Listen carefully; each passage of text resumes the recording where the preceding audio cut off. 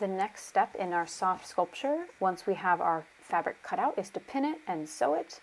So I have my fabric, I'm going to match up the edges starting at one spot, and of course depending on what shape you're making, that's going to determine what your pattern looks like and then how your pattern is assembled. So I'm pinning this in place by taking a pin, tucking it in and back through. Now it's going to be partly personal preference and partly up to your pattern to determine if you're going to pin all of the pieces together at one time or just some. Right? So don't feel like you have to do it one way or another necessarily.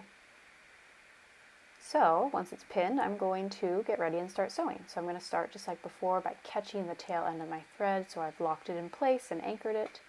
And then I'm just using a running stitch here. And remember, you want to leave about 1/4 inch of seam allowance. You could use a back stitch, especially if you're planning on like stuffing it really densely, so that you want to have like if you're going to have a lot of like pressure against it, then a back stitch might be better.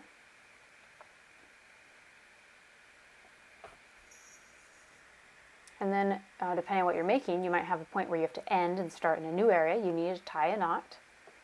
And when you cut that off, leave that 1/4 inch tail. So don't forget to do that. And then continue sewing from there. So every form is going to have a slightly different pattern, but the general idea is the same, right? We're pinning, we're sewing with a 1/4 inch seam allowance, we're knotting off whenever we need to. Now you might find that you're getting to the end of your thread. That's going to happen. Do not sew all the way to the end where your needle is just like right at the edge of the fabric. You should stop sewing and tie off when you have more thread than, like, if you fold your needle in half or over the thread, you still have extra, because that means you can still tie it if you're using that kind of wrapping around the needle method. So just keep that in mind, right? Pay attention to the length of your thread as you're going. So you're just going along, sewing, pinning as needed, adding more thread when you need to, all of that. Make sure that you're catching both pieces of fabric. So you can see on this piece, one edge is overlapping more. So if it was facing the other direction, I might not notice that at first. So definitely check your work in that regard as well.